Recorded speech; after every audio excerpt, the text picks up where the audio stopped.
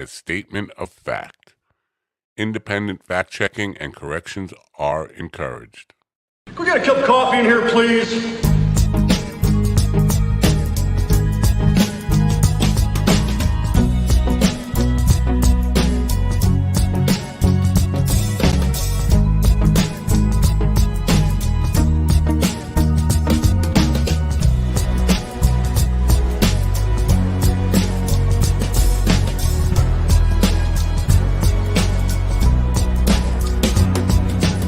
Damn good coffee and hot.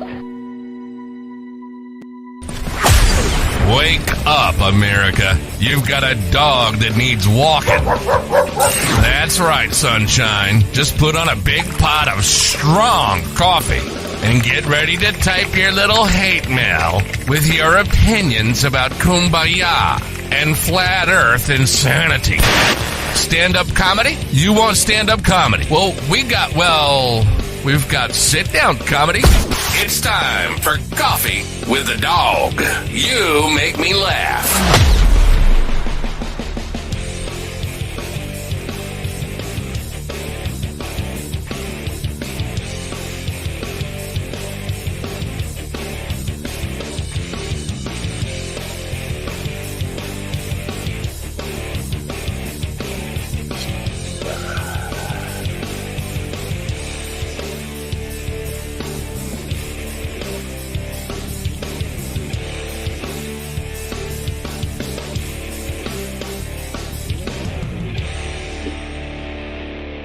Oh, good morning, people of planet Earth. It is Tuesday, August 22nd, 2023. Little brain fart, freeze there, brain fart, whatever you call it. Beautiful day here. I hope it's a beautiful day where you are. I hope if you're in one of those places that they were identifying as the heat dome in the news, called record heat dome.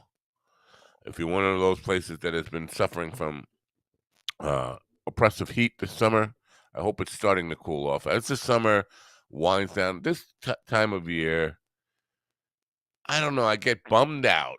I get bummed out because kids are going back to school, and I'm not going back to school. I should be happy about that. I mean, I'd be happy if I was going back to college. I definitely would be. But I'm not a school-age kid, but I used to get sad when I was a kid at this time of year. Summer was over, playtime's over. I never wanted that to happen. So I get sad for kids, but some kids are excited about going back to school, seeing their friends again and all that stuff. Not me, man. I love summer. I love summer vacation. I wanted summer vacation to last forever.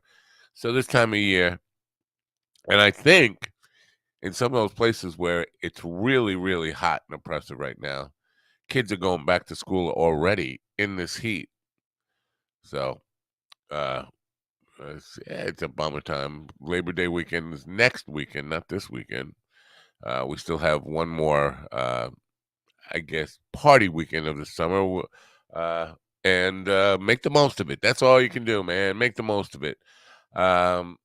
Today we have Paul Peters, Paul P. Comedian Paul P. will be with us. He's a late addition. Just won some competition, Indie's Funniest Comedians or something. Let me see what we got here. What the name of it is? Hold on, it's Indie's Funniest Competition. Yeah, that's what it is. So I guess that Indianapolis is funniest competition. Indianapolis is funniest, and he is placed as a finalist in that, and has a lot of shows coming up to talk about. So we should be hearing from him soon. And then later on in the next hour, Andrew Cloninger, who is a musician who got a pain in the neck. That's being silly. Was disabled because of nerve damage he had in his vertebrae after surgery and rehab, and I think haiku, whatever, Reiki, whatever, um, kind of stuff. He's back. He's healed up and he's performing again. So we'll talk to him. Dominic Crip Daddy passed. That was the news yesterday. You know what? I was surprised by that. I know he kind of lived a doomed life. I mean, he wasn't expected to live this long. It's just odd to me. Well, first of all, it's shocking. It's always shocking when a young person dies, even if you're expecting they don't have a long life. But him, he was doing his show. He just finished his comedy album. I think he just put it out last week. It seems like he was living on purpose, living to get that comedy album out and being funny right up to the moment he died. I don't know how he passed or the condition of it, but it seemed like it didn't seem like he was deteriorating. He had a show on Compound Media for about 6 months or something, maybe a year. I don't know, but he did not seem to be deteriorating. So and it's funny to see how fellow comedians react to it, kind of like it's a big joke. And you know what? Yeah, I'm sure he would want it that way.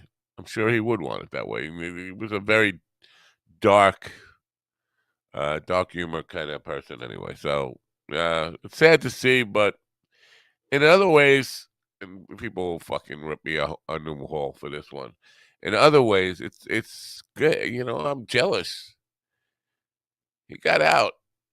Only the good die young. Sometimes life can be a drag. Of course, nobody wants to die at the moment of death. You're like, yeah, I'd like one more day. But I often think about, people who die young.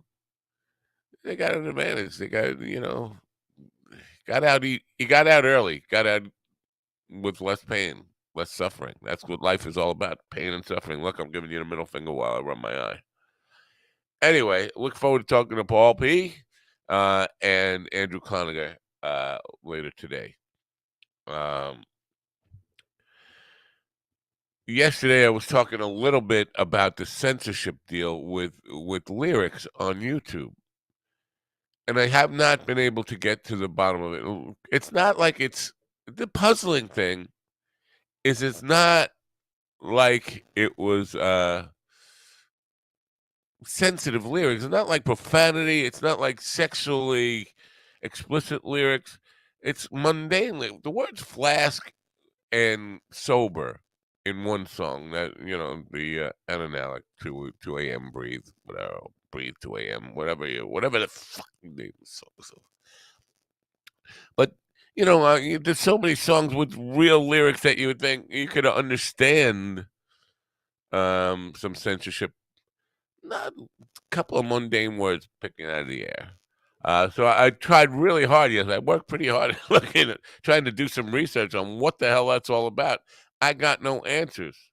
That Vivo seems to be behind it, because the videos that I'm talking about are all published within the last, I'd say, 5 or 6 years, even though they're older songs.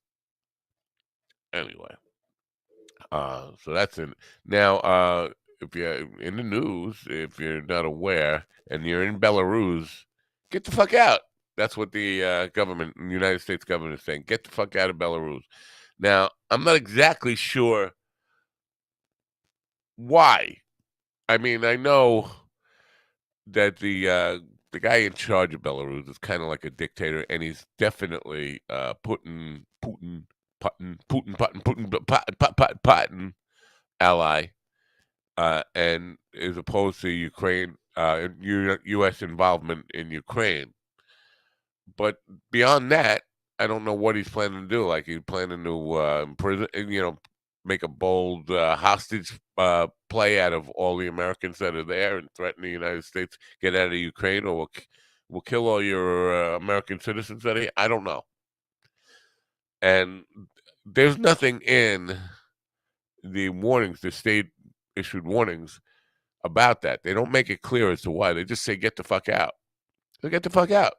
What are you doing there anyway? What are you doing in Belarus? I know we have a lot of listeners in Belarus, by the way. I have not seen Belarus come up in the stats once, ever. I've seen some strange entries in the stats countries. I'd say, what the hell are they listening to me for? Uh, yeah, who knows? But never Belarus. I don't. Belarus is one of those places you don't think of. Doesn't ever cross my mind. Anyway, so if you're there, get the hell out.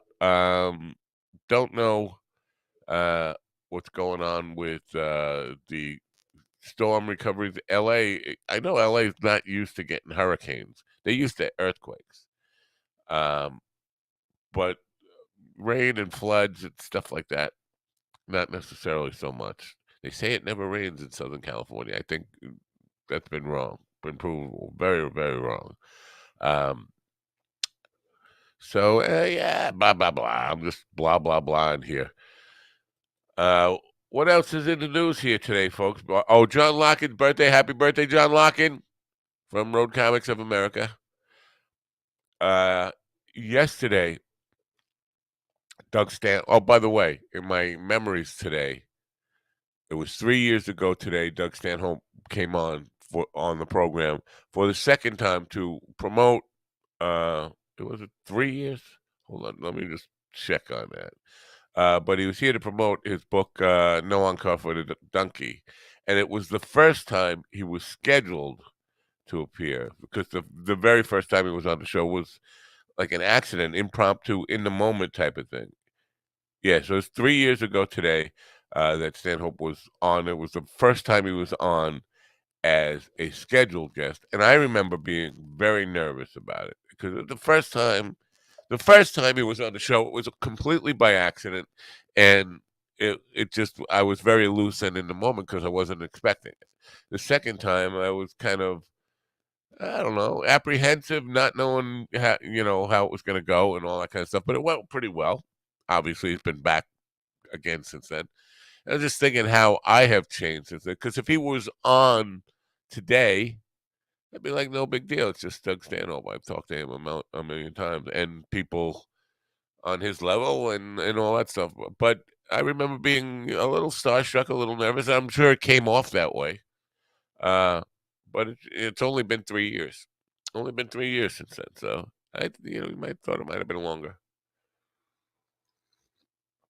Anyway, yesterday Stanhope was on Twitter, and that's how I found out about Donovan. And he had posted something about a series on HBO Max called Telemarketers. What? I just said series, not Siri. No, shut the fuck up, you dumb phone. I said series. Not yeah. Series on HBO Max called Telemarketers, and he asked people to get Tom Kanopka a link to it, a bootleg link to it. Now you don't need a bootleg link; it's available on a lot of free services. Anyway, I was curious about it, and went in and watched the first 2 episodes. I don't know if a third is out on HBO Max yet. It's a series, and each one is each episode is an hour long. There are 2 2 episodes out. Good morning, Ian, in the chat rooms. I'm not going to say that, because if I say that, the phone will come on. Like, pardon me? And all of a sudden, she is an English guy, and I don't like. I don't know. I didn't change any of that shit. I think recent updates screwed me up again. But so I'm not going to say what he wrote in the chat room. It's basically about the episodes. Anyway, so I watched the show, and it's interesting, man.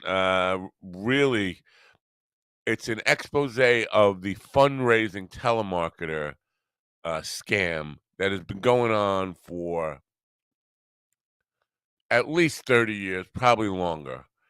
Where and I'm sure you're familiar with the scam, and it's basically this: you get a phone call, says, "Hi, we're from New Jersey, Fraternal Order of Police." That's what it is.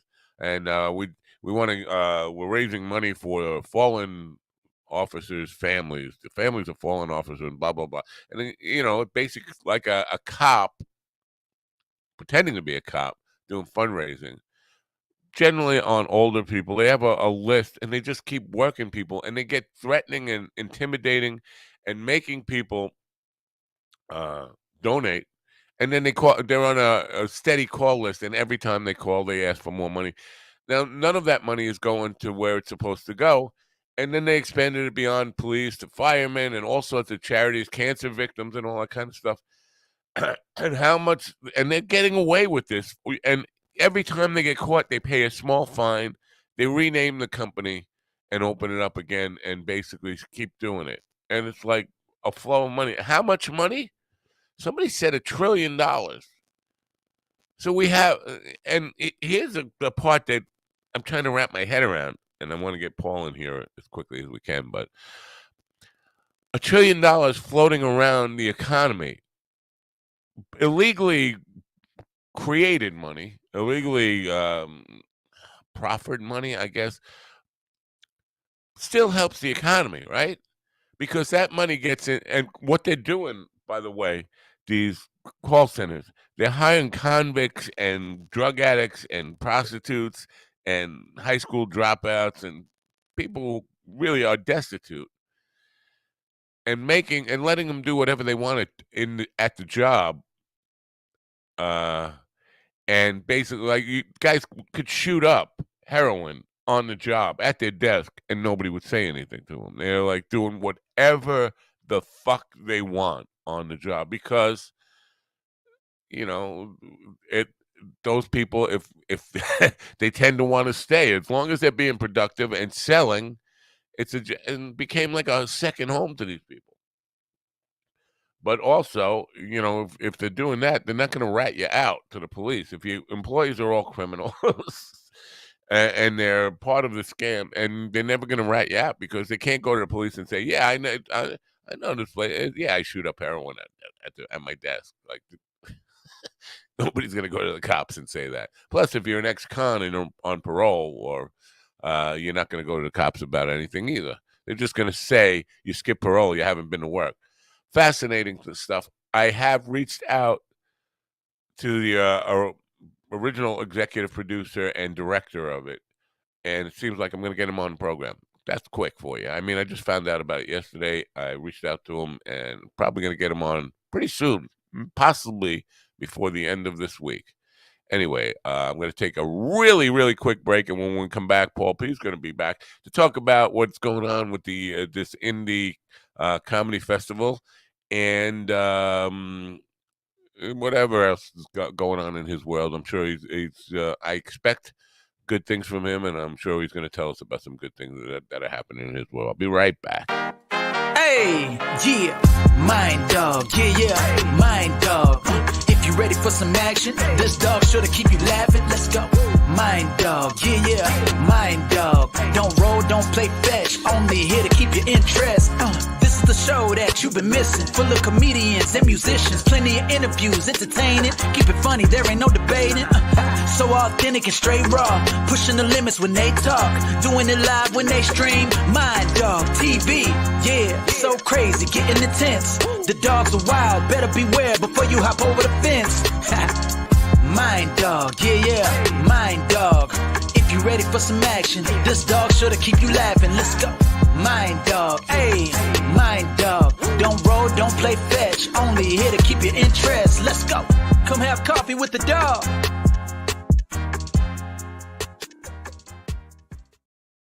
I like that screen with Mishka and Scarlett. It looks like they're having like kind of video phone sex or something.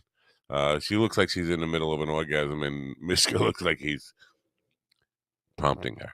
Anyway, quickly, remember yesterday? You remember yesterday, right? I barely do.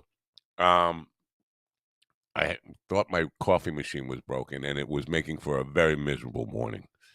It turns out my wife had unplugged it, but she plugged something else in it, and the cable looked like it was coming from the coffee machine. So I did check that, but it turns out the machine was just unplugged. So I ordered a coffee machine from Amazon to be delivered today. It's already been shipped, and by the time I figured this all out, I could not cancel. So I spent $150 on a new fucking coffee machine for nothing. This is what I do. So I should be happy that my coffee machine, in fact, does work, and I have beautiful Koa coffee with me this morning. But I'm a little pissed that I did, and now I got to go through this whole thing about waiting for the thing to get here, then go to an Amazon drop-off place where I can ship it back. I fucked myself. This is my life. Anyway, speaking of fucking myself, this is a segue. Man, I am fucking shot. I tell you. Paul P has been on this program several times before. He is one of the comedians that we are really expecting big things from, and these big things are happening for him. He just won the Indie Funniest, or placed as a finalist in the India's Funniest competition. He's back here. Welcome back, the fabulous Paul P. How are you, Paul? Good. How you doing today? I'm doing good. What?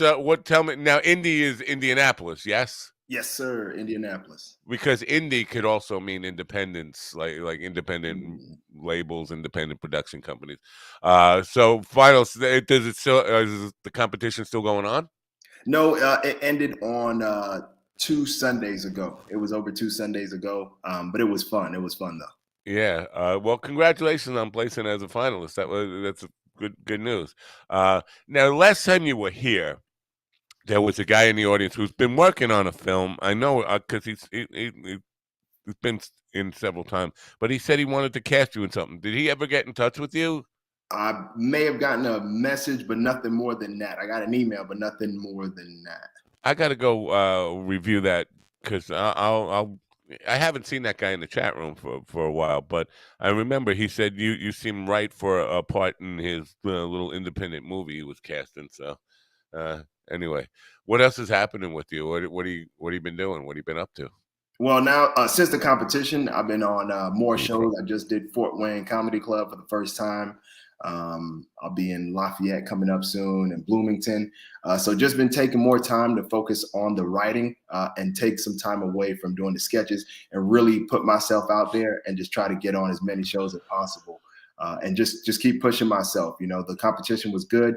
I do feel as though I should have at least placed. Other people told me that as well.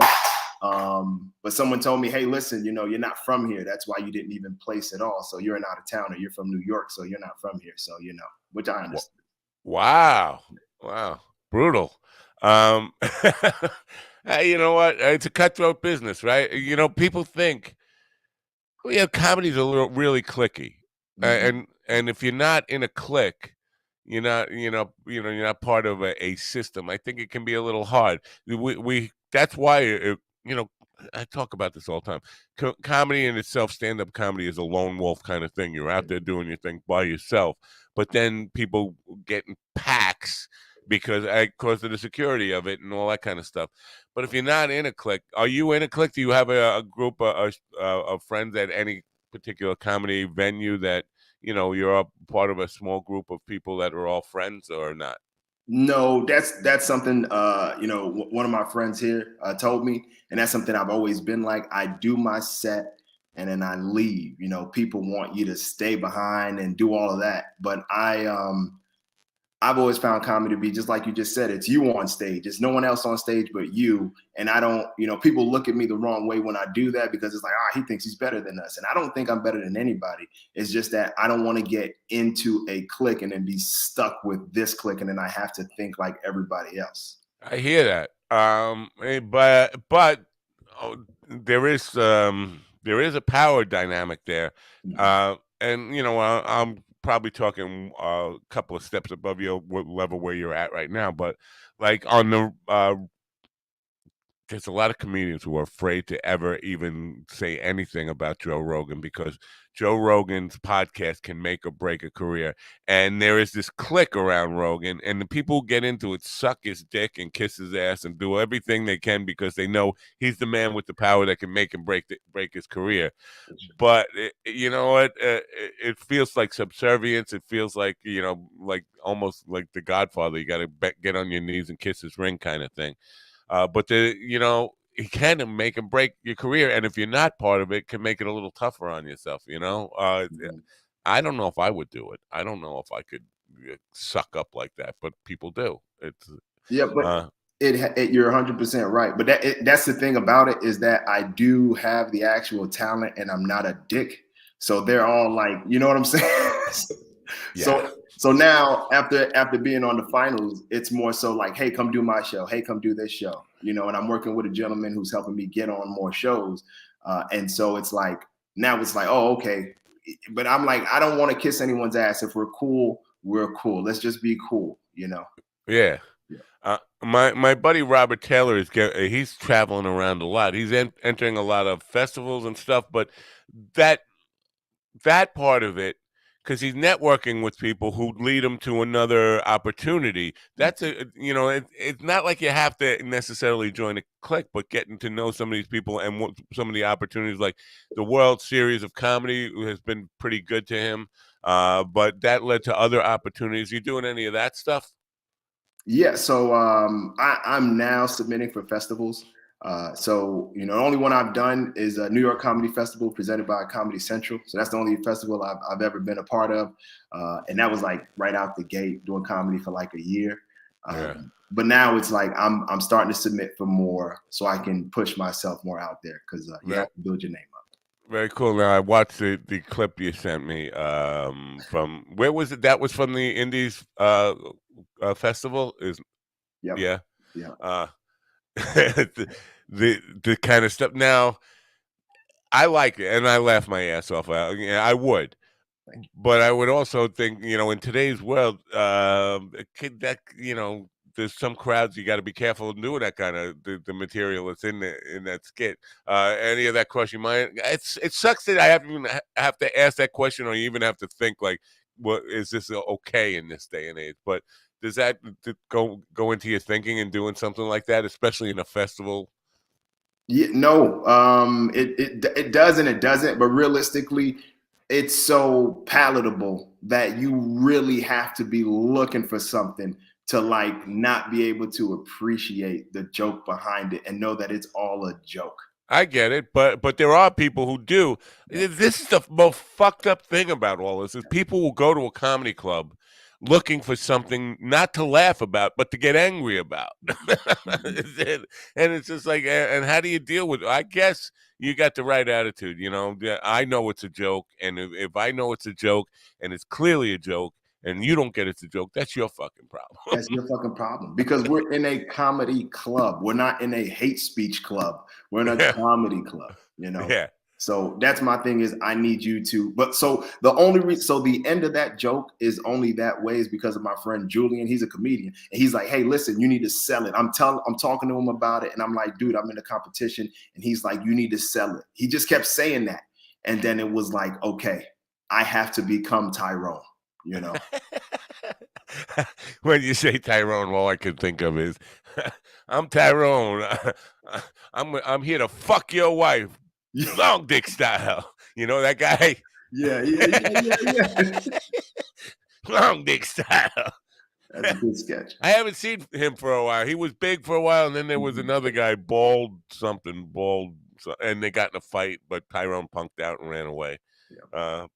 Crazy shit. Yeah. So now, what about branching out of Indy? Because Indianapolis, there's some opportunities there, different kind of stuff. But Illinois, anywhere? Are you branching out, leaving the state? Yeah, 100%. So I've been back and forth between here and New York, doing Broadway Comedy Club. So that's like my home club in New York. But now I am looking to. I have reached out. Some comedians are. We're going to get on the road, go to Chicago for a weekend, and then come back and just try to build a name out there. It's important to get out of your market. Otherwise, you just become a hometown name. Yeah, well, I agree with that. Except there are people who they set their expectations and their definitions of success a little lower, and they kind of look for a local career that they can do their whole life. They're going to continue working in a day job, whatever that day job has to be. but do comedy, while their whole life. I had no guys my age who have been doing it 40 years, Long Island, maybe New York City, maybe Jersey here and there, but they carved out a nice little career for themselves. But they did have to keep their day job, and that's how they define their success. So, uh, but if you plan on making comedy your thing, and not keeping a day job and making somebody else rich while you work for an hourly wage or a yearly salary or whatever, then you're going to have to branch out and find new markets and that kind of stuff. Has Austin entered your mind at all? Because people are telling me, I asked Charlie last week, a couple of weeks ago now, he was on the program, Greg Charlie, who is Doug Stanhope's road tour manager. I said, "Is Austin going to be the next new L.A. or New York?" And he said, "It's going to be. It's been for a while." So, are you? Do you consider Austin as the mecca of comedy, as a lot of people are doing? No, they're crazy. The mecca of comedy is New York City. End of story. That's And what Boston. And Boston. And Yeah. Boston. Well, even Boston, I mean, Boston is known for great comics, but you don't have the opportunity to work as much. And that's what I was saying to him is like, because the saying is you go to New York to get good, you go to LA to get famous. But New York to get good because there's so much opportunity. You could do 10 shows in a night if you were really ambitious. You could go from one club to another and do, 10-minute sets, 15-minute sets. And do, so my dog just barked at me. No, that was mine. That's my sorry. Oh, sorry. No, but yeah. I've been to Austin last April. And it is a lot of comedians to even get on anything. It's a lot of comedians, but my goal is to go back and try to get on Kill Tony. Yeah. Yeah. Oh, Kill Tony. Yeah. But that's a tough one, right? That's like a lottery kind of. You have to put your name in the jar and hope they're going to pick you. There's no way you can get that fixed. Like the fix is in type of thing. But that would be good. Yeah. And I've seen people parlay that, but that's tough. Now you got to impress in 1 minute. Mm-hmm. Have you considered that, like 1 minute that really blows people? That's a tough thing to do, right? No matter what it is. It is, but so like for the competition, if I showed you my notes, you would be like, "My goodness, dude, what are you trying to create here?" And what I mean by that is I need to laugh 10 seconds, 15 seconds. So in 60 seconds, I'll be able to get 6, not even because they'll be laughing. So I'll probably be able to get 4 jokes in, 4 solid, quick hitters that all flow together. Wow. So yeah, with that competition, what was the format? Was it like several days, and you got like 3 minutes, 5 minutes, 7 minutes, whatever? What was the layout of the competition? Preliminary round, you had up to 6 minutes. Then the quarterfinals or the semifinals, then you had up to 8 minutes. And then in the finals, you had up to 10 minutes. And I made sure to, like, if you see me practice, I kid you not. It's intense. It's very intense. It's very intense. Now, who's judging it? Is it based on audience response, or is there a judge? Round one was audience response. Round 2 were the judges.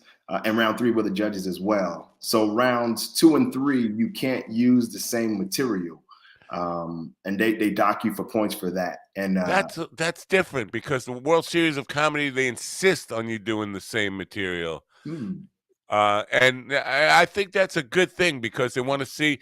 First of all, they're giving you feedback. The judges, I don't know, one of the judges gives you feedback on how you can improve it and all this kind of stuff. But they want to see that you're bringing this in because they go by the philosophy. When I was a young man, Al Baker, who was that was Goshen, I think Al Goshen was his real name, but he used to call himself Al Baker. He's a magician, and he told me the difference between a professional magician and an amateur magician, this stuck with me for 50 years and it's still with me, is that a professional does tried and true material for different audiences each night, while an amateur goes to the magic store to buy new tricks to do for the same old people each time. And so the idea as a professional is always perfecting and improving his act, but doing it for different audiences and working on it and getting consistent with it and tight with it, where an amateur is just trying new things all the time to find what sticks and all that kind of stuff. So if you take that to comedy, I think their approach is right. If for the judges to say, we want to see you do the same material, we want to see you get it better and more professional, more tight, and they want to see that evolution. So, but that's interesting. You can't do the same material. So you had to have the original 6 minutes and then another 15 minutes on top of that. Yeah. So what I did was I did the original 6 minutes in the primary round, and then I edited it a little bit to add different jokes in there in the semifinals. And then in the finals, I just did my same opener and the same closer, Tyrone. And because I was like, I gotta do Tyrone. I gotta do Tyrone. You know, I have to. It's a Yeah, well, you got to do Tyrone, eh? I don't know if I like the way that sounds. I got to do Tyrone. Yeah. I That never didn't come saw out you. right. I didn't know you. You didn't strike me as that kind of guy. Yeah. So a good experience then. So you got a lot of new, a lot of usable material. So now, will you be kind of doing like what I said, going around using that same set and working on that as you go around to different places, different clubs in different cities? Absolutely. Yeah, because I was just booked because of that show, which it's okay that I didn't win because I got connected with a good manager who's like, hey, I'm going to help put you on shows. That's where I was going to go next. The management part seems the most difficult part. People always talking about, and I don't, in music, there's a difference between a manager and a booking agent. But either way, somebody who's going to handle that business part of it so you can concentrate on the comedy part. That's the hardest thing to do, is hook up with somebody who's not going to screw you, who believes in you, truly believes in you, and is not just in it to try to take advantage of you as the talent. So that just came from him seeing your performance in the Indies competition. Yep. And he was like, hey, look, you got some good stuff. Send me a tape. I want to get you on a couple of clubs. And he's been helping me since then. And I mean, it's only been a week, but he's like, and I'm coachable as well. So he's like, look, because I have a joke that so the audience I just played for this weekend, it was like pretty all white audience, and it's the Midwest. And I have this joke about being the only black person somewhere, and somebody says the N-word. And his guidance to me was, you can't really use that joke in an all-white audience. It doesn't, even though the joke is funny, but you have to be mindful of the audience and not just try to sound like you're bashing black people, so to speak, which I understood where he was coming from. That's a weird thing. I don't know. I don't know if I agree with him on that. I've never been in that position. I've been the only white guy in a room, and a couple of times. One time when I was in high school, I was the only white guy in a 38. I was a bass player. I was the only white guy in a 38-piece choral orchestra. We did Godspell, and everybody, the chorus was black. Everybody else in the band was black, and I was a skinny little white kid, and that stuck out like a thumb. But nobody's like, what could they say? Well, I mean, racial epithets. Nobody. Oh, look at a whitey. No. If you're in the music, I know you have style and class, and you have, that thing, you have swag. So that's why no one said anything to you. They knew he belonged there. Yeah. Well, the one time in a racial situation that I was the only white guy in the room, and it got really hairy.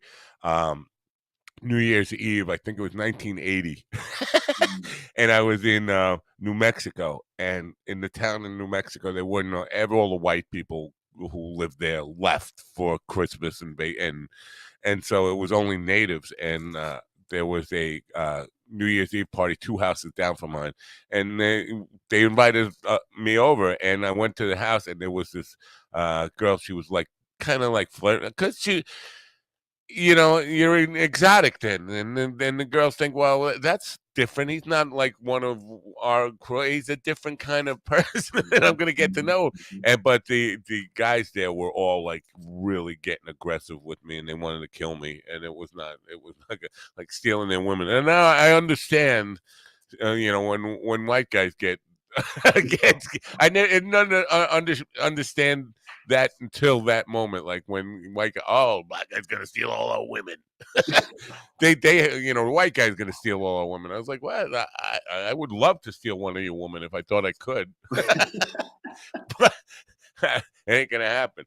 Anyway, I don't know how we got there. Oh, you're saying Walt, Uncle Walt, who's been on the show. He was on stage in a very southern white or all white audience, and a guy called him the N-word from like a heckler did, and he didn't hear it until the next day. He played the tape back, and he realized that's what the guy called him. And I asked him about it. He said if he would have heard it, would his reaction be different? Hell yeah. It's a difficult thing because your natural I guess inclination is to get, well, fuck you, but then you're in this club of what, and you want to keep the people who are on your side and laughing at your jokes. You don't want to ruin it for them. I don't know if that ever happens. It's fucked up that we even still have to deal with this in 2023, but it is what it is. But it gives us material. It gives us material. But and you have to know if someone does yell that on you and you have a microphone, it's different from when you're in the street. Right. Because you can eviscerate them right in front of a crowd with just your words. You don't even have to touch the guy, and the audience will turn on him. But if you don't do it right, just like you said, they will not. It'll get weird. Now it's a confrontation. You got to know how to do it. Yeah. GD Fenderson was saying, sometimes they can treat you as the uppity black guy. Like, even though you were the one who was done wrong, you were insulted by this guy. If you come back at him, the white people, if it's all white, I'm just saying, in unison, they will probably take sides with the racist fuck. That's a fucked up that, again, I mean, the race thing, I don't think we're ever going to get to a place where the world can just treat people like fucking people. I don't think we're ever gonna. All the hope, all the good intentions in the world are still masked by all the dumb fucking cave people who just don't fucking get past the differences in skin color to make them how they treat people. And it's do you agree with me that I mean, are you an optimist or pessimist for racial relations? It's not going anywhere. Only because there's so many different people, and even if within that you always have good people and bad people in every group. But it's not going anywhere. If we're different, we're all going to see the differences within ourselves, especially if you watch the news. It's like, you're different. And it's like, dude, we're in the same country. Everybody wants the same thing. We all want to go home and have a good dinner with our family and go to bed and watch a good game. You know what I mean? Yeah. But everybody's always, not everybody, there will always be those people who are just like, I don't like that guy because of his skin color. And comedy and music definitely have a way to bridge that, and I mean, we can use that as kind of a tool to overcome that stuff. But it just gets so really frustrating that some people just can't get past the whatever. Listen, if I'm being real honest here, and I am being real honest here, I grew up learning racism from the kids in the streets, and my family didn't teach me. My father was like way ahead of his time in terms of understanding that people are people, and he never once in his life did I hear him use a racial epithet or any of that kind of stuff. And he actually first guy in our neighborhood to let black people come, invite black kids to a party, and then when the neighbors fucking got pissed about it, like, what are you bringing black kids in the neighborhood for? He went up against the neighbors and became really unpopular. So he set a good example for me in that. But in the streets you learn it, and it's still part of. Sometimes your friends have more, or the kids in the streets have more influence over you than your parents do. I don't want to, we're not going to change the world on this program. But I'll say this one last thing if I can. But it, just like you said, it does bridge, comedy and music does bridge the gap between people from different backgrounds. I performed at King's Head Pub in Sunrise, Florida. And the first time I did, it was an open mic. First time I did, this white guy who you can look at him like he has no black friends. And he's like, hey, let me get you a beer. You did good. And I was like, thank you. You know what I mean? Wow, So very cool. yeah. I mean, Yeah. I'm not going home with them or anything, but No, no, no, I hear you. Hey, you know what? Even if you open his mind just a little bit to say, "Hey, that guy wasn't a bad guy," well, that's the point. He wasn't a bad guy, and most people, you have to judge people by their personality, by who they are, and how they treat you. And maybe that's the only way. But it takes so long that I don't have to tell you. It takes so long that it gets frustrating, and you don't see change and at least not in my lifetime. I don't see things getting all that much better. Anyway, so what's going on then? Do you have a schedule? You got a website yet, or no? Are you still on Facebook? How are people finding out where you're going to be? So Paul, yes, I do have a website, paulp.tv, that I need to work on. I need to finish putting it up because I was working with somebody to do my website. That fell through. So I'm going back to just doing it yourself. You can definitely go to Instagram, follow me at IG Paul P, and I'll have my dates up there. I'm in Bloomington Sunday, Lafayette, Indiana, Saturday, Friday in Westfield, Indiana. So 3 different shows this weekend. Lafayette. Where part of the state is that? Near Purdue University, the north. Oh, cool. Yeah. You expecting now with this kind of stuff, with the marketing stuff? Do you go to the campuses? I mean, I would, but I know it's a special trip. But I would. This is what I used to do in the day. If we were playing a college town, I would go to print out a bunch of flyers, go to the bulletin boards in every single place, and put my flyer on. Are you doing any? I know it's a lot of extra work, but Yeah, no, I believe in you have to have boots on the ground. For the show that's in Westfield, the ones that are closer, I go everywhere. I put flyers everywhere, even if it's not in the same region, because you don't know who's going to be there that lives near the show. I'm a big proponent in barking and getting people to come to the show. You have no name, so make a name for yourself. Right. Yeah. Yeah. Are there now? What date is this show on? A Wednesday, Thursday, Friday? What's the date of the show in the play in Lafayette? Lafayette is Saturday night. Saturday night. So, is there an opportunity to go like Friday night and see if you can pick up open mic at a nearby club or something like that, or anything else? I would busk. I would go to the university. But this is music, but I would just go up and like go in the courtyard there or in the rec and just set up and do like a short set and pass out cards or flyers and stuff. Any opportunity to do any of that pre-show promotion in that way? Well, you've given me the idea now, so I will go early Saturday because Friday night I have a show. So I will Yeah. go early Saturday. I will go an extra 2 hours, 3 hours earlier to now go into the and like find people nearby and go into the campus because kids are always walking around campus. So I will do that, and I appreciate that. Yeah, I mean, it's you got to do everything you can to get people in, and I think if club owners, it still works this way. Club owners see that people are coming in to see you. That's an impression because you're not a local guy, and they're coming to see you, and that means something to them. So yeah, good luck, man. I'm glad to see things are picking up for you, and I expect things to because you're a funny guy. And are you enjoying the ride? I'm enjoying it. I'm to be honest with you, I'm just thankful to have the opportunity. Any chance I get to touch a microphone. Some people, like some comedian friends, that told me, "Dude, you're way too humble. You're way too humble. You're way too humble." But for me, it's not about just being too humble. It's more so like I'm just truly grateful, to have the opportunity to get a group of people to laugh, and that can be to my detriment. I appreciate humility and being humble, and it's better to hear that you're way too humble than you're not humble enough. Mhm, mhm, That's a kiss of death. Uh, what is it? Oh, gotta hustle. This is what Jay's saying. A great idea, Matt. Gotta hustle. Yeah, I wasn't. It's not like an original idea, man. I'm talking. People used to fear me when I was a young man because I was relentless in self promotion. I would come to your house and put it in your mailbox, and I would spend. Oh, people say midnight. The midnight mailer is here because I would be driving around neighborhoods late into the night, midnight and beyond, just stuffing flyers in people's mailboxes the night before a gig or something like that. I'm relentless, but you got to do it. You have to do it. So now, this manager, has he got other people in his stable? Have you looked at his roster, or is he kind of a just a starting out manager too?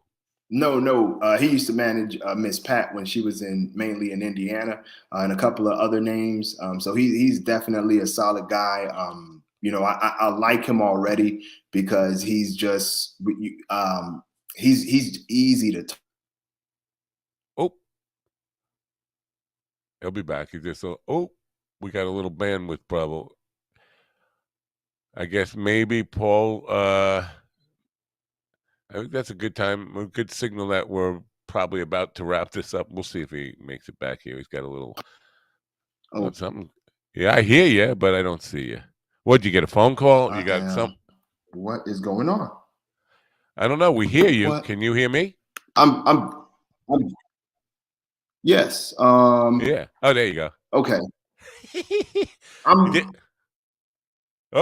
you're not getting a phone calls? Oh, you're in a different one. Hold on. Let me take this one out. Kick from studio and add this one. That was weird. What? What was that? Did you get a phone call? No, my laptop must be getting hacked by the CIA because it just started flashing. And then thankfully I have my phone nearby ready to go as a backup because you always have to be prepared. Very good. Very good to be prepared. You're right. That's interesting. The CIA is hacking. You got a reason? Hey, I've been looking up those aliens in Vegas, man. I've just been. Do you believe in any of that stuff? The alien stuff? I do. I have to believe it because it gives me great material. Number one. So.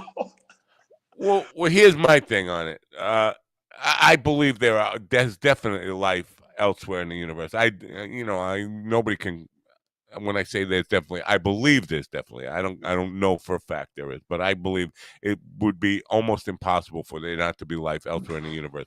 But for them to come here, first of all, they need a reason to come here. And looking back at what we are, like what's in it for them?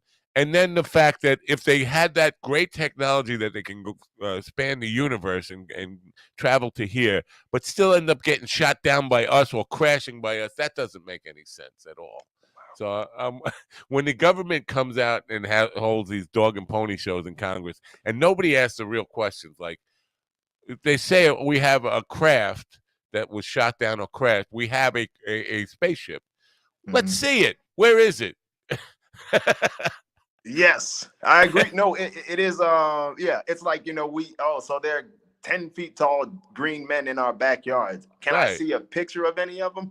Can I? You know what I mean? I agree. No, because it is a dog and pony show. My thing is, whatever they show you in Congress means nothing. The real stuff's happening behind the doors. That means nothing. Yeah, it's like if I came to you and said, "Paula, I'm banging like the hottest supermodel in the world," you'd be like, "Well, let's see her." And if I can't produce it, I'm full of shit. Yeah, but nobody asks those questions. No, or the experts are there saying this stuff, and they saying they have a biologic, non-human biologic. Which, why don't you say you have a body? Fucking talk like plain English. Yes, I'm with you. I am definitely tired of that shit where they're like, first it went from UFOs to UAPs or whatever the fuck. I'm like, listen, it's a UF fucking, that's what it was. That's what it is. Don't change up the lingo on me. Yeah. So I'm skeptical of all that stuff. I know some people are saying it's a psyop, but like, what? I don't get the psyop. Like, why would they be doing that? It's like it's not distracting anybody from all the other nonsense in the politics world and wars and all that kind of stuff. It's not a distraction. It's just something else. So I don't know what the gain is for the government to come out and do that kind of stuff. Why they would do that anyway. It's been a pleasure having you back here, man. I wish you great luck with what you got coming up, and anything we can do to help promote it. You really don't take advantage of having me repost your stuff enough. I mean, any shows you got coming up, just send me a DM or email or anything and say share this around. I'm happy to do that for you, man. I'm keep it going. I have people in all 50 states, and I have people in other countries. Not that you travel to other countries yet, but wherever you play it, I'd be happy to repost this stuff like crazy and be a extra hand in marketing for you to whatever extent I can be. So take advantage of me, man. Don't be shy about that shit. Okay. Well, I'll send you the flyers for those, and then I'll send you my website later today because it's an easy website to build. Okay. Cool, man. Well, we look forward to big things for you, and don't be a stranger. Come back soon, man. Appreciate you being here. Thanks for having me. Always appreciate you, and hope you have a great rest of the week. You too. Bye for now. Bye. Paul P, folks, we will be following up and letting you know where he's going to be. It's always fun to talk to Paul. And he's a really funny guy. You should check out, I don't know if I shared that yet, his clip, because I didn't think it was appropriate to do before this morning, but I will on social media today. His bit from the indie stuff, the finals from the indie stuff. Don't want to blow his material on him too, but he put it out there, so I'm assuming it's shareable. Today's show is brought to you by Koa Coffee. In the next hour, Andrew Cloninger will be with us. He's a musician who was performing and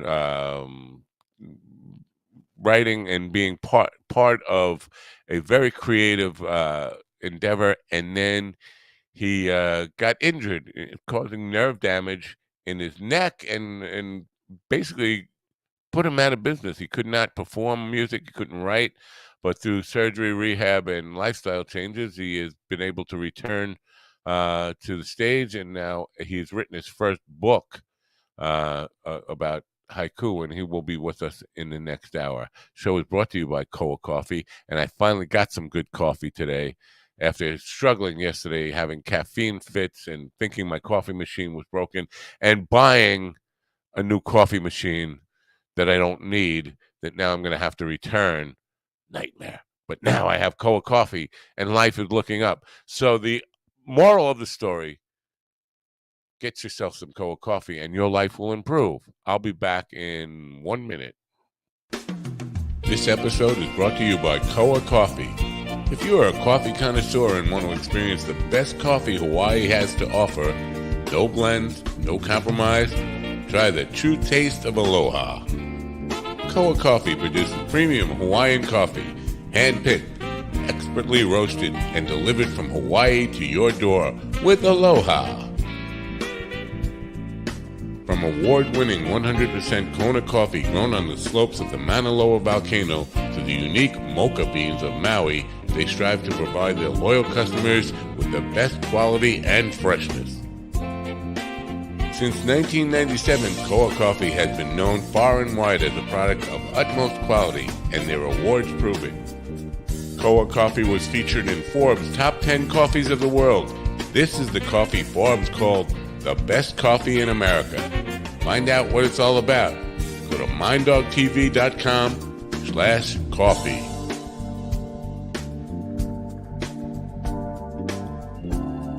Where's my... Hey. What's going on with this mic? I'm going to have to fire my engineer. Oh, except for my engineer is me. Can't really fire me, can I? I would like to fire me. Anyway, Paul P's great guy, man. Follow him, support him. Very funny guy. And we look forward to him being a rising star in the world of comedy. It's funny, in the indie New York connection, there's quite a few comedians that we've had on who either live in or around Indianapolis and make a trip to and from New York City. Broadway Comedy Club seems to be a major destination for a lot of those people. So it's just an interesting little add-on thing to be curious about how that happens. Anyway, we will be hearing from Andrew Cloninger, as I said. Rest of the week, it's still up in the air. By the way, yesterday I did book Dave Landau. He won't be on anytime real soon. It will be, let's see when it was, September 19th. Dave Landau will be with me. Dave Landau is somebody who actually taught me something about not jumping to conclusions. Dave Landau used to co-host, a show with Anthony Cumia and Artie Lang, and then just with Anthony Cumia, and then was part of the Steven Crowder thing. And I was under the impression, and obviously a lot of people might jump to this conclusion, that Dave was as far right wing, and listen, he's probably very right wing, but not as extreme, or seems to have a lot more empathy than both Anthony Cumia or Steven Crowder have. And I'm sure every interview he does, those two names come up a lot. I don't want to, come off as a guy who's just going to talk about that part of his career. I want to talk about what he's doing now, because he's doing some creative stuff in not just continuing to do stand up, but doing some television television production. Not that I even know what the television industry is anymore. Does the television industry even exist? I mean, it's all streaming stuff now. But he's always been creative in that way. But when I saw because I was under the assumption that he was going to be this extreme right wing guy. And then I saw him, this Comedy Central half hour. That didn't strike me as being overtly political in any way. So it kind of taught me a little lesson about prejudice in the idea of knowing what somebody's opinion going to be by the people they associate with. Now, I'm sure you can't be all that put off by Anthony Cumia or Steven Crowder to have worked with him for as long as he did. Again, the ratings part, the getting the interest for the program and getting stuff to exploit to grow my audience, the smart move would be to just press them on the Cumia Crowder stuff the entire interview. But that's not what I'm interested in. I know that would definitely that would give me some shit to kind of stir the pot, to say outrageous things. It's all about fucking outrageous now. This is what the world has become. It's not about bringing quality, not about bringing anything of value in insights or even in entertainment. It's about saying things to shock people or to get people to react. A good example of that is Tim Pool, who was on Twitter last week boasting about his payment that he got from Twitter, $4,400 for the month of July, from Twitter for the engagements he gets. And almost all of that, a good part of that, I should say, not almost all of that. There are people who agree with him, big part of the base, but a big part of that is just saying stuff that people will react to, get them emotional, to comment back and forth. And if they're commenting, I'm giving people a lesson on how to make money here on Twitter and take advantage of Musk.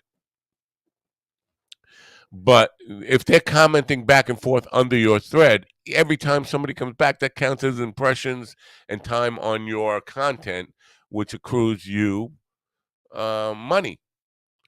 So the trick here is just to say shit, whether you believe it or not, shit that is so outrageous that people can't help comment, "You're a fucking idiot." "Oh yeah, but I love Tim Pool," and then it goes back and forth, and people comment and get in fights.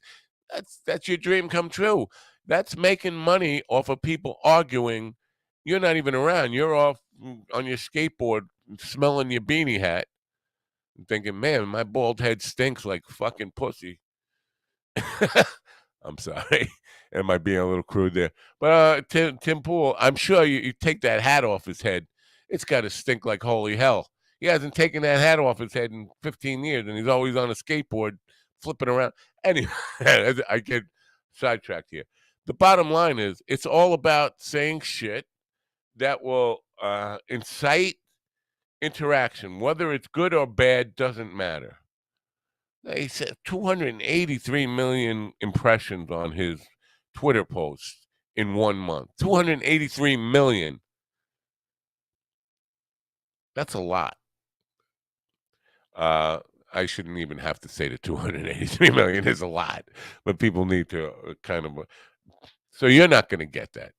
But you could start today. If you really want to make money on social media platforms, don't care about pissing people off. Don't care about inciting outrage, all that stuff. The more outrage and more you can get people mad at you, the more you're going to make. Just comes down to that. Be as, I don't know, provocative as you possibly can. That's what it's all about. It doesn't content doesn't matter, whether it adds any value to people's lives, doesn't matter one bit.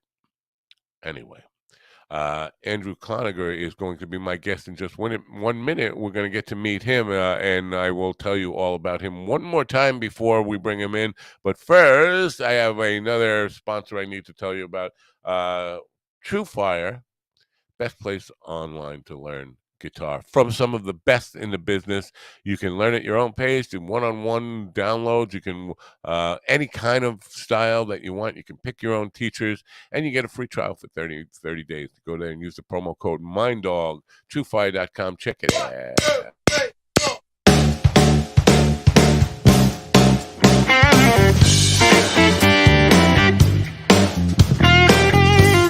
Over 2 million guitar players worldwide learn, practice, and play with TrueFire. Our learning tools and massive library of video lessons will ignite your technical skills, harmonic knowledge, rhythm playing, and soloing chops. TrueFire's educators are the best in the biz, from Grammy Award winners to world-renowned artists. You'll have access to an unparalleled faculty of over 300 top-notch blues, rock, jazz, country, fingerstyle, and acoustic guitar educators. Using our desktop and mobile apps, you'll work with TrueFire's multi-angle video lessons on any device, anytime, anywhere. Integrated learning tools such as video synced tab and notation, slow-mo, looping, practice jam tracks, and many more handy controls accelerate your learning experience.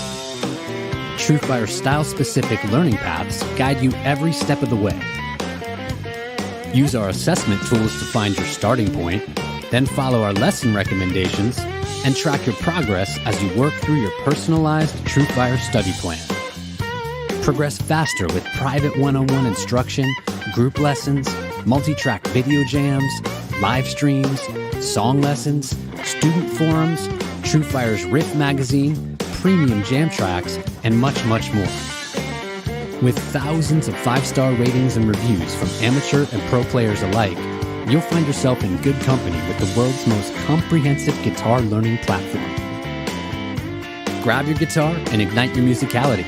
Sign up free for an all-access trial today.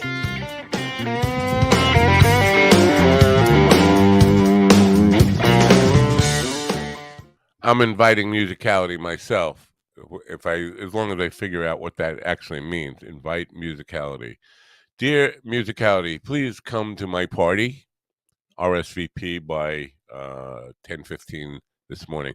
Andrew Cloninger is a musician with Michigan roots and upstate New York roots. We'll find out where upstate New York, who was performing for about 10 years when he got a bulging disc in that caused him to actually forced him to give up his musical career. Temporary loss of function, disability, and that kind of stuff. He couldn't play music until he had surgery and rehab and lifestyle changes and things like this. It was in his C6 and C7. I didn't even know.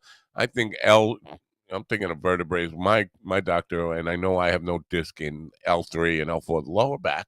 I don't know what C is. I guess the central. I don't know what that C stands for, but it seems to me that's a really awkward chord change, C6 to C7, but C dominant 7 especially. You could probably C6 to C major 7 come up with something melodic, but it's kind of dissonant to go from C6 to C7. I would create, just me, I'm just saying, I would probably create a song that just uses those two chords in a very, I was thinking of this last night. I mean, songwriting today is all, it's difficult to come up with unique ideas. A major 6 to a dominant 7 chord, just strictly that throughout the whole song would be very unique. Anyway, different. Anyway, he's had his surgery and rehab, and he's written a book of haiku. I know nothing about haiku. I know 5 lines, I think it was supposed to be, and all that stuff. We're going to learn about that. But the book is called C6 to C7, and it's coming out on Atmosphere Press on October 3rd of this year. He's here now, ladies and gentlemen.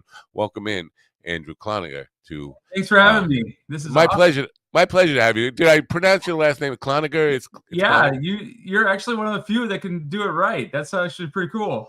That's weird because I struggle with names all the time. As doing this, I want everybody to change their name to John Smith. Oh, it would be nice, right? That would be nice. I get some difficult, some challenges. So now C6 and C7, is that in central? Is that what the C stands for? It's actually in the neck. So I'm not exactly sure what the designation is, but yeah, it's one of the two discs in the neck, and mine bulged pretty significantly, and it caused nerve damage in my left arm. I'm a guitar player, and I have the same thing. I'm sorry to interrupt you, yeah, but no. My right hand, I have I remember we played a veterans gig. It was Veterans Day about 6 years ago. And the next day I woke up and my hands were tingling. I thought, you know what, that's the sign of a heart attack coming. Your pins and needles in your hand, but it never went away. It never went away. And I still have no feeling in my right hand, which is my picking hand. Right. My left hand, I have severe arthritis, but that's nerve damage. And I know I'm scared of surgery though. And all that stuff. That's part. So tell me about your ordeal. How did it first manifest? Was it like mine? You woke up and you just had like numbness in you? Actually, yeah. So I was, I thought I was having like rotator cuff issues. So it was hurting all around here, I just thought it was, I'm getting older, playing a lot, whatever, So I kind of ignored it. I didn't know what the deal was. And then I was on vacation up at my uncle's cabin, and we were cutting wood and doing some stuff. And then all of a sudden I just felt my neck it felt like it just popped. And then I had shearing pain. I couldn't sleep and I couldn't feel my arm. My hand was all like up in here, was all messed up. And I thought, oh man, I don't know, maybe I really pulled a muscle, but no. So then I had to go for an MRI, and that's when they discovered what was wrong with me, and they asked me, were you in an industrial accident? Like, what happened? Did you have a door fall on you? That kind of thing. And I was like, no, I was just chopping wood like a normal thing, and it just went. So I have some family history, like my sisters both have had back surgeries and stuff like that. So I'm thinking some of it's genetic, but I also think it was, some of it was work related, because as a musician, sometimes you need to make money outside of being a musician. Yeah. I would take like warehouse jobs and stuff like that to make things work. And so, and then also I was a sound, I did sound as well. And so setting up for shows and stuff like that, you're lifting big amplifiers and you're doing all that kind of stuff. Yeah. So, it just kind of caught up with me, there's always something about moving a B3 Hammond organ onto a stage. I'm just saying. Yeah, very few people still do that. Felix Cavallari from the Rascals, I know, still does that. But now, Yeah. in today's day and age, there Yeah. are samplers and keyboards that can sound exactly like a B3 that I don't know, weigh. man. Well, you know, and I'm dating myself a little bit too. You know, I'm a little bit older guy, so back in the day, everybody was like, "Oh, I need to have that sound." You know what I mean? Right. Yeah, of course. And the Leslie and all that stuff had to go with it. So Oh it's yeah, yeah. You got to have the speaker, because if you don't have the speaker, it's not going to be good. yeah. But now bulging disc is the opposite of what I had, because I had deteriorated disc. I have no Okay. disc in L Yeah. L3 L4. So, but that's a better thing, bulging, right? Because that's Yeah. easier to control. And it's not like you have no disc left, and they don't have to Right. take any Exactly. vertebrae. So what they did was they went in and they shaved it down. They took 9 millimeters off the disc and put it back in. So I was very fortunate, because then they didn't you know, they didn't have to fuse it or anything like that. So I didn't lose a lot of range of motion, but there was a Right. lot of PT and OT that I had to do to get back, you know, to being fairly functional. And I still have issues. I was just in New York City this weekend, and the muscle around my neck and shoulder and stuff really it like seized up pretty good. New York City will do that to you, definitely. Right? Definitely. Yeah. Yeah, yeah, definitely. You know, especially It that could Upper happen East Side, man. could happen to anybody. Yeah, so will you and we'll move on in a minute here, but Sure. I'm curious about this. Were you apprehensive or nervous and resisting surgery, or are you kind of guy who said, I trust the doctors, I'm gonna go? Oh, 'Cause I'm super skeptical.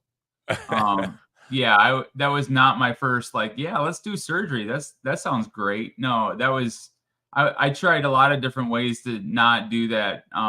There was you know, first of all, we started off with like steroid shots and stuff like that, trying to see if it would just kind of, and then I was doing a lot of different like PT type things to try to get it to slide back in. And it just wouldn't do it. It just, you know, so it was actually the last, you know, kind of resort type thing. You know, I really didn't, that was not really, you know, I always feel like if you're going to cut into your, you know, it's invasive, it's risky, you know, there's a lot of things that can go wrong with that. But luckily I had a really good surgeon. yeah, And I'd be, you know, I'm afraid of doctors to begin with. yeah, I'm I'm a afraid little of a needle. skeptical I myself. cry like a baby when I see a needle. Like, Right. I'm the same way. Yeah. That was not like, oh, yay. You know, I get to see yeah. the doctor today. Well, I had one of the drummers from my band, who is now retired, had Yeah. back surgery, and Yeah. it definitely improved his quality of life, and I'm all about that. But Sure. I'm just so scared of that Oh, yeah. so I'm still playing with Yep. a dead hand on this side and severe arthritis, carpal tunnel on this side. Oh, yeah. I mean, it's, Difficult. you know, and that's the thing is I had to change, and I'm still kind of refining what I'm doing, because nowadays when I'm playing, I have to sit down. I can't stand up when I play, and luckily, the band that I'm in, it's more acoustic based, so it's not like I'm, you know, having to do all these crazy riffs and everything, and I can lean on my bandmates to you know, so that I'm not the show, you know what I Right. mean? So Yeah. Yeah. I lay it back a little bit. I try to to blend in a little bit more and just be able to contribute what I contribute, and my bandmates are great. Like, Very you cool. know, I work with a cello player. Her name is Melissa Davies, and she is absolutely pro, and like one of the best, you know, bandmates, musician that I could play with, and I'm fortunate. Excellent. And that goes a long way, you know. Yeah, absolutely, absolutely. Yeah, and not everybody has to be a shredder. And Yeah, but I never so was. what? Yeah. Yeah, what part of New York did you go to So high school in? I live up in near Rochester, New York. So I Uh, live in the Finger Lakes. I live in Canandaigua is where I am at. I know it. I did one semester in Brockport. Uh, Okay. Yep. Yep. yeah, worst 3 months, 4 months of my life, 5 months. The But weather's not that great up here sometimes. it was different then. I'm talking about I think it was 1978. Yeah. Oh, okay. Yep. And 1978, I went from New Mexico. Going to school down there. I had a girlfriend who was going to Brockport. I went up there, Oh, okay. transferred, and so I went up there for the January to Oh, late May, basically. okay. And when I got there in January, I was in the 3rd floor of the dormitory, and the snow was already over the roof of the place, That and can it happen. snowed every day until like May 1st. Oh, yeah. That was the most depressing time of my life. That's legit. Yeah, well, see, I grew up in northern Michigan, so near Lake Superior. And so I actually thought that the weather here was actually kind of nicer. Because when I was a kid, it was like 5 feet of snow until like late May.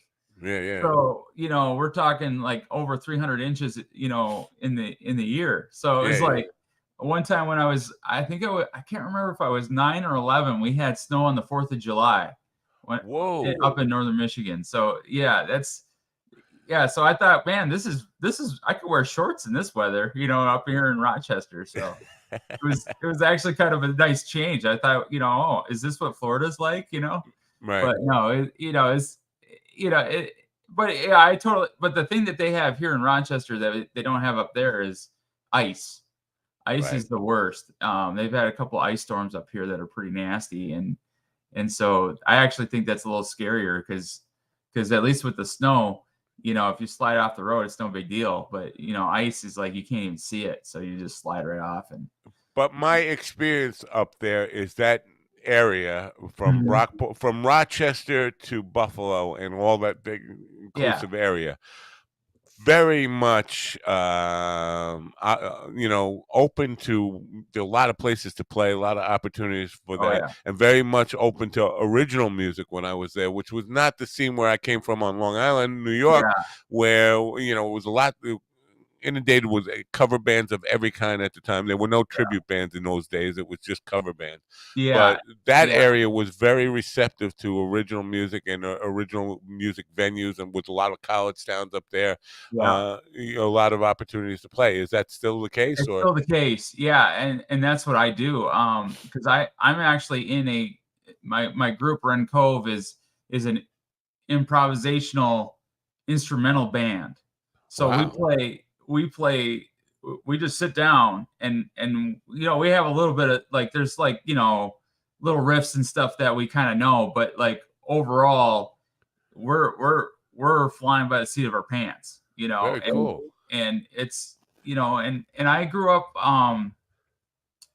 like when I started my first band, I didn't start it, but when I joined my first band, I was primarily the lyric writer and the percussionist and stuff. So I started at the tambourine stage, as they say, and I knew like 3 chords and that type of thing. And so but there's cafes, there's mid-sized venues, there's the topper tier venues, and you just got to find where you fit. And especially nowadays too, they seem to be more equitable as far as pay goes and that kind of thing. So I couldn't complain, and we have Eastman School of Music up here. So you have a Right. very diverse, like Tony Levin played, went to school here. Steve Gadd went to He school here. tries to look like me. Yeah, I know. I see. Yeah, he's I got don't. some look, man. He's been stealing my style for like 50 years. I believe it. Him and his brother Pete, they both try to Yeah, look like me. yeah, I can I see don't know. that. Yeah, absolutely. Jealous. I guess it's just jealous. Yeah, it's Now you said something that interested me, because you started as a lyrics guy, and yeah, I'll go back to your bio where you yeah, started writing in high school. It seemed like you were writing before you were a musician, writing yeah, literature and yeah, poems and lyrics. I'm a lyrics first guy, but yeah, you're playing in a band that is an instrumental band. yeah. Is that kind of I don't know, a departure for you? Are lyrics still Um, important to you? yeah. lyrics are always important to me. I feel like I think with I've done both, and so because I was in some jazz bands too, and kind of that kind of thing. So I feel like right now I have some I don't know if you could tell, but I have what they call Bell's palsy as well, and so it limits my tongue, and so my singing voice isn't what it used to be, and so it's a lot easier to just put with even with the other physical limitations that I have, it's actually easier to play the music than it is to sing and that kind of thing and sing well. And so but I do try to I was actually kind of because I've always just written in the context of this will turn into a song. You know what I mean? Right. Like even if I was gonna, write, just write some lyrics and stuff like, or poems or whatever, I think, well, I'll just turn this, because I kind of followed that like Bob Dylan example of, write it out and then see what you can make fit, kind of thing. And so, I was always kind of I was always a little bit like, I don't know if you could call me a writer, but I kind of am. And so, it was actually my wife that was like, you need to like deal with what happened to you. And it seemed like, and I wanted it to be in a way that was very disciplined and very technical, but also very emotional. And I felt like haiku is the way to do it because, that was kind of the, it's kind of set up that way because it's very short. You can read it all in one setting, and but at the same time, you can get the content. Hopefully we'll get back. We'll get the wavelength, the bandwidth back. We locked up for a second there. Just when we were getting, okay. You're back. Yes. Yes. Yeah. Here's a question I have for you. Sure. Because I'm sure most people are, I don't say most people, a lot of people are like me in the sense that all we know about haiku comes from about 3 weeks in ninth grade where English class focused on that. And basically whatever we learned about it probably got lost in the fog of memory. I think like a limerick, it's 5 lines, right? Haiku, well, it's actually 3 lines, and it's Japanese, and so what the tough part about it is it's a 5-7-5 syllable. It's all about the syllables, and so what I did to kind of be a little subversive and just make it my own thing is I actually changed the format. I did 7-5-7 syllables so that I could fit more information into it. And I was like, well, can you really do that? And so I did some research on it, and it was more like, because Japanese and English are 2 different languages and completely different, because one's, has symbols, the other one's, English is a little bit different. And so it doesn't really matter, because they're so different that, you wouldn't be able to, the translation doesn't translate the same way. So it's American haiku. Yeah. You could just call it Cloninger. Yeah, essentially. Yeah. I switched it up a little bit. So okay, but so 3 lines each. Yep. That takes a lot of haiku and Cloninging to fill a book. Yes. I have it was over. I think it was like 70 haiku. Do you do one per page or no? One per page. Yeah. That's kind of weird. Yeah. And then I put illustrations on the other side. Illustrations. That's cool. I did that as well. Yeah. You do that even with the nerve damage? Yeah. My right hand's still good, so I can still write, And I'm sorry. Yeah. I can't help getting a little dirty here. I used to work warehouses. It's all good. Yeah. No, I know. So now this is interesting. So, because I interview lots of authors. I mean, my nighttime show has been nothing but authors, and I'm so fed up with it because I've talked to authors who've written everything under the sun. You're probably the first one who's done a book of haiku. Oh wow. Out of 1,500 authors. Wow. But the reason I started doing author interviews was I felt like there has been a trend against reading and literacy in the world, Yeah. and people are really hard pressed to actually sit down and read a book.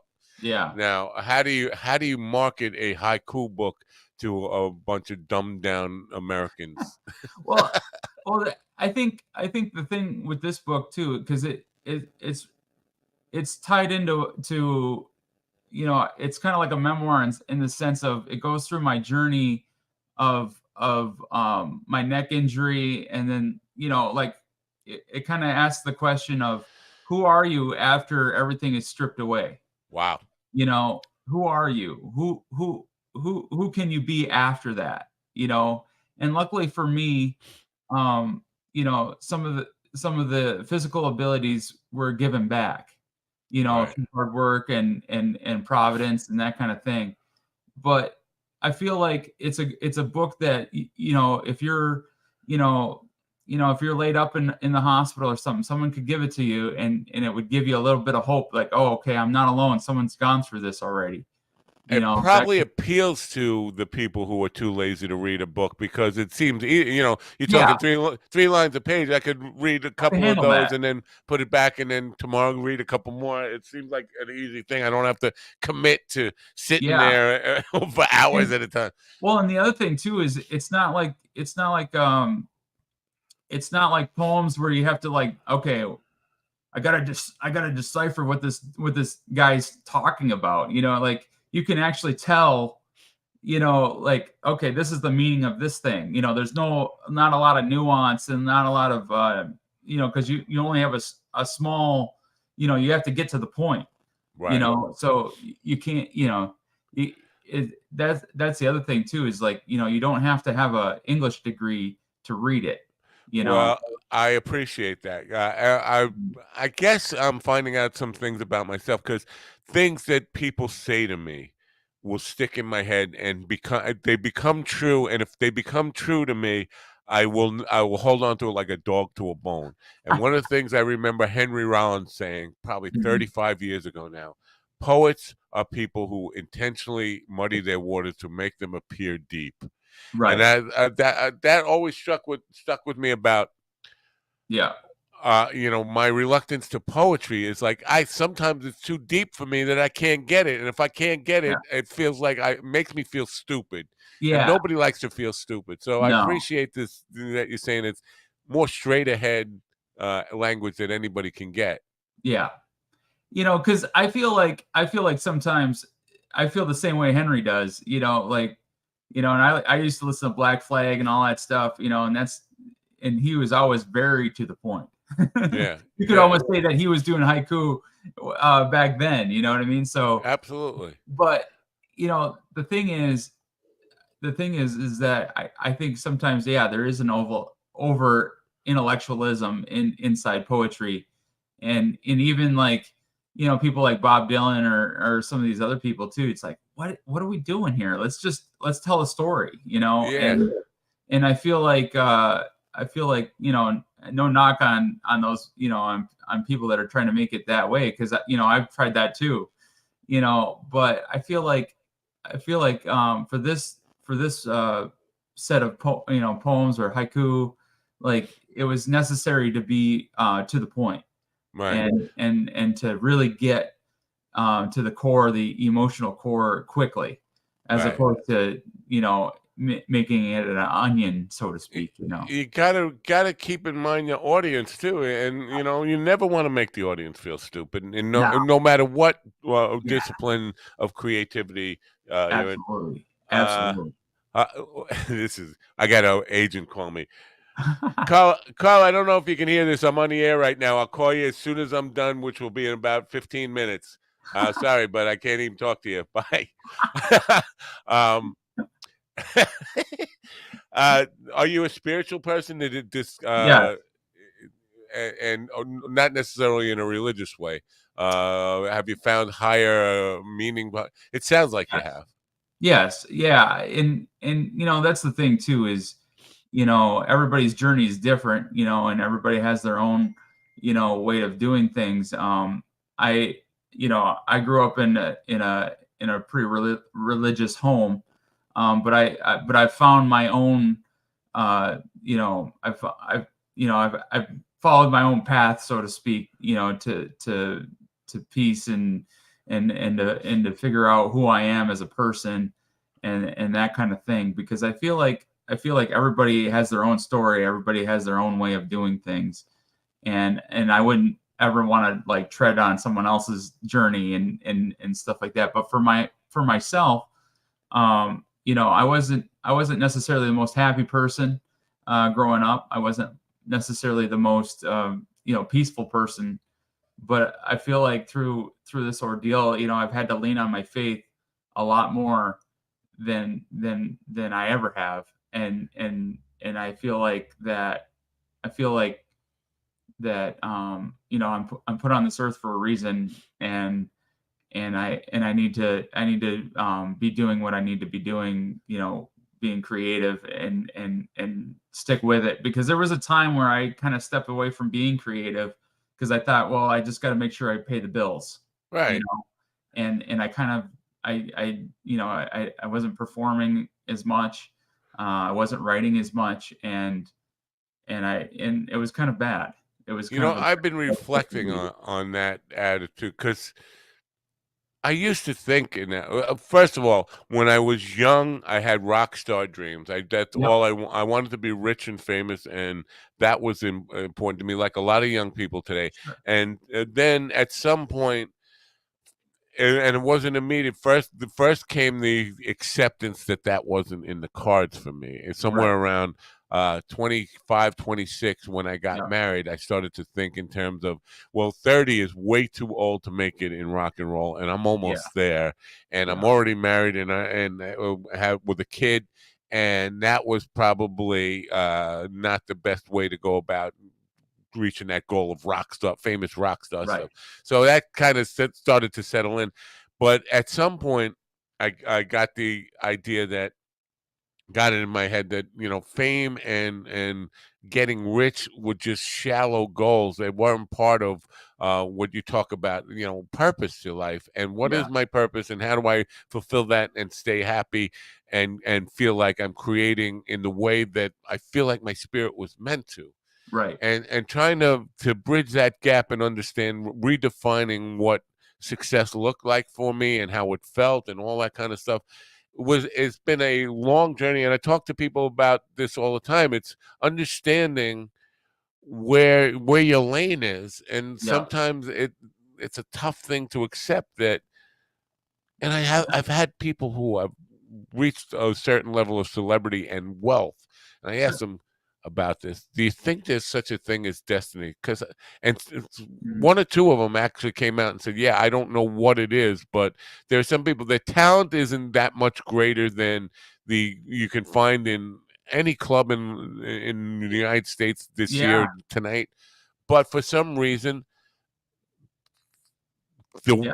The world, the universe says that person touched them with a little bit of stardust. We're gonna make them celebrity. Yeah. Yeah. All that kind of stuff. And some of it is out of your hands. A lot of it is luck. Some of it can be attributed to hard work. But Sure. I think sometimes, no matter how hard you work, you're dealt a specific hand. And I don't Yeah. know if that's necessarily true, but it's a belief that a system Well, that I it have feels adopted. it feels like, because it's like, what's the difference between like Billy Joel or Eddie Money or Cyndi Lauper, and then there's like 15 other guys that are just as talented as them, you know, and it's like, Yeah. right place, right time, Right place, right who time. knows? Yeah.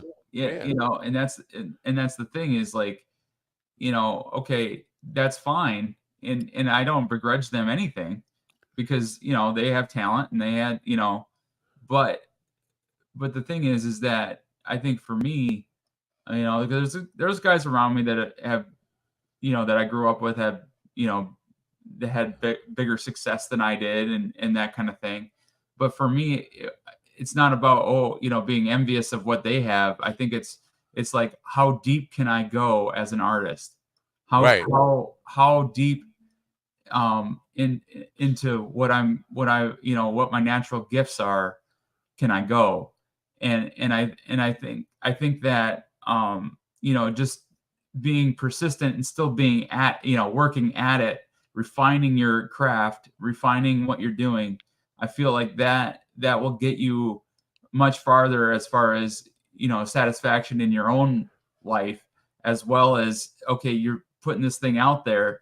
And right now is the craziest time, I feel like, to even make music or make art of any kind, because the accessibility is so huge. Yeah, Right. there's a ton of people, but the thing is, you're going to find your people eventually, because of the way that the connectivity around us is. And I don't think that if you have 500 likes or if you have 10 million, thousand, million, whatever, billion likes, it doesn't really matter. What it matters is you've touched 250 people, Exactly. or 10 people, like. And that's the thing. Like, I played a show the other day, and someone came up to me and was like, that was really great, it really touched me. And I was like, that's awesome. And that was just one person. That makes me feel great. Right. One Because person is enough. Definitely. Yeah. And I totally agree with you. And I don't know if this is helpful to anybody who might be listening, who might be where I was in my 20s, but because it seems like we are a culture that is obsessed with fame. And I like to say that fame is a residual of adding value to people's lives. They celebrate 100%. you and lift you up from that. It's not a goal in itself, but Shouldn't be. when you're young, it can be a goal.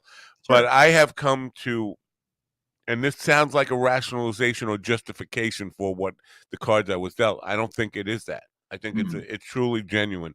This idea that I'm glad I never got famous, because I don't think I'd handle fame well. I've seen fame destroy people. I've seen it. It can take away a lot of your life, your liberty. You talk about Taylor Swift. She can't just go out. She can't Nah. just go do whatever she wants to do. She's got to have a bodyguard with her and all that kind of. Who needs that kind of life and be scrutinized and have people, criticizing every word you say and everything you do?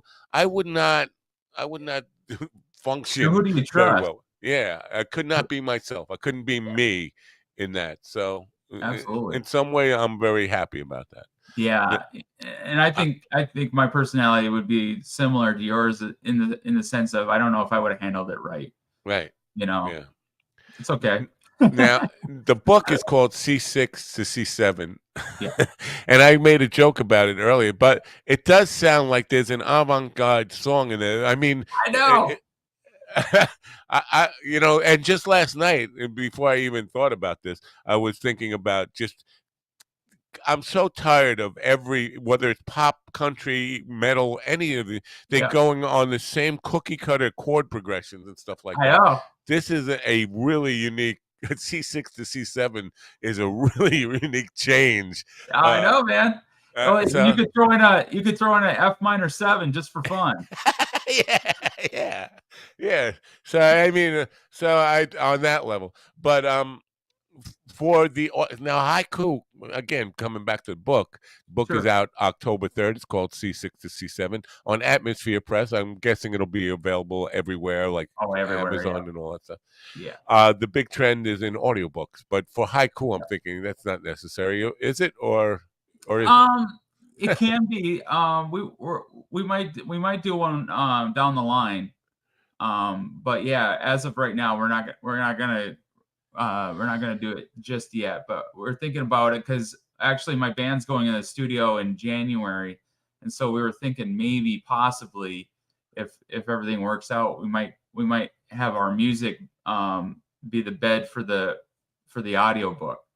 Oh, that would be cool. But we're going to this, but we're gonna play, we're gonna make the record, and then see if we can maybe marry the two things. So that Now, would you do the voice?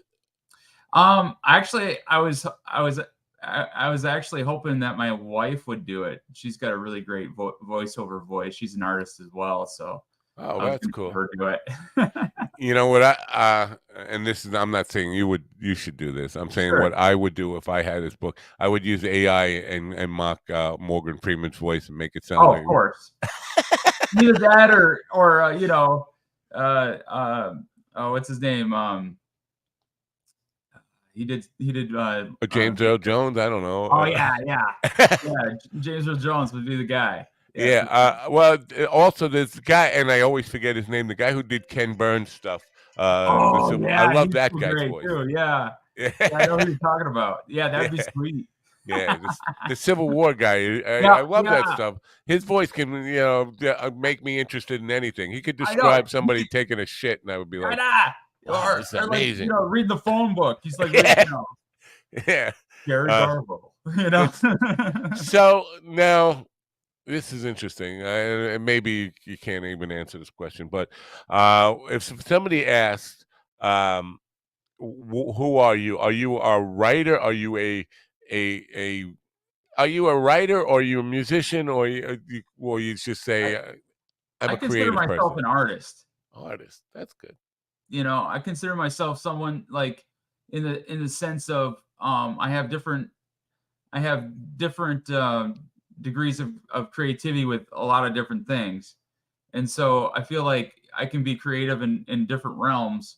And so, it's kind of like, one of those Renaissance type guys, where they do a little bit of this, a little bit of that. Right. And so that's kind of how I feel about, what I was doing. And, cause I started pretty early with both disciplines as far as writing and music go. I mean, I've come from a musical family, and like my sister's a classical pianist, and my dad dabbles in guitar a little bit and that kind of thing. I have I have another sister who played in the high school band, and my brother played trumpet and that kind of thing. So I always say that I had the least amount of talent, but the most ambition. That's kind of how, how that kind of worked out. But, the thing is, if you put your hours in, something actually comes out. So if you practice, things happen, and so that's always been my thing, but I think the writing has always been there. And I just, like, when I was in my, I play in like kind of like Americana bands, kind of alt country type stuff. And so, you needed to sing and play at the same time. So that was kind of what I did, and then as, as things and I always kind of dabbled in instrumental music, even like just at home and that kind of thing, at my home studio. And so like, I just felt like at this time, I felt like it was necessary to kind of like separate the two for this, for these different projects that I'm doing. And it seems to be working out pretty good. So Right. I'm okay. I'm happy about it. How long with your neck injury were you I'm disabled from being creative? Now I'm assuming that disabled from means no writing music. You weren't even writing poems. You weren't writing anything. Yeah, I wasn't doing anything. It was about 2 years. 2 years. Yeah. Any and this is always a tough way. I stumble. Giving up, destitute, depression, feeling like I'm pretty lucky because I have a great community around me. But yeah, there's definitely thoughts of despair, maybe, or like this is it, kind of thing. Right. But the thing is that my wife is great, like in the sense of, she understood, where I was coming from. So what we would do is my wife can play piano. And so what we would do is I would dictate to her. I would say, okay, let's do a chord progression, because I can't do it. I can't play. I can't do anything. So I would say, hey, what would it sound like if we did, A minor to C sharp, to F to G, you know, and then she would play it on the piano, and then we'd write it down, and then we'd, you know, like make a song, and then I would write, and then I would dictate to her lyrics. You know, I would say, hey, you know, what, you know, main, you know, the, you know, whatever it was, you know, like, you know, and we would go with the music and stuff like that, and then she would play and sing it for me, and that touched me a lot, And because she didn't want to kill you? no, because she knew that it was going to help me. Yeah, I know. I'm just trying to be Yeah, silly there. yeah, But yeah. You know, there's times when she does, but that's a whole different, you know. I don't. My wife asked me to do anything. My first instinct is to get mad. Like, if she could ask me to, you know, last night she was asking me to go to my grandson's hockey game. My first inclination was to be nasty about it. Well, So, I've also gone to marriage therapy too, so that helps a lot. Yeah, I'll yeah, tell you yeah, that yeah. right now. You know, I know. that's important. Yeah. But no, we have a really good relationship in that sense of, you know, she's a creative and I'm a creative, so she is, and she is very, very helpful, and you know, she was my caretaker for 2 years. You know, Yeah. she helped me get dressed. She helped me, you know, if you know, meals, the whole thing, you know. So I can't take, you know, like, you know, without her, it would have been a very, very, very, very, very difficult thing to do. Well, And bless her. Good for her and good for you. You're blessed to oh yeah, have her, and it's always good to have somebody who supports what you do. oh yeah, It's essential if you're gonna oh yeah, be a creative person to be around people who support you no matter what. Because people who don't will kill your spirit and kill your creativity and all that stuff. So good for yeah, you. it's true. Book comes out October 3rd, which is my brother's birthday. Oh, cool. No. But so when the book does come out, do send me a reminder, and I will cut this up. I'll cut some clips out of this to help you promote it around that date. But send me a Oh, reminder within, you know, like a week or two of it coming out, and I sure. will put some clips to help promote it. And then if you want, at some point after it's out, you want to come back and we'll help promote it again after it's out, and let That people would be know where they can awesome. buy it and all that stuff. I That's appreciate cool. you being here today, man, Yeah, and it's good thank to you. meet you. And continue to rock on and pursue whatever it is that makes you happy, and feeling creative and fulfilled. All You right, know, thank you so much. thanks for being here. Have a great day, and You bye too. for now. Bye for All now. right. Andrew Cloninger, folks. The book is called C6 to C7. It's out October 3rd. Atmosphere Press. I'm sure it'll be available in all your outlets. We have to say goodbye to Govs right now. I have to get off the Gov network because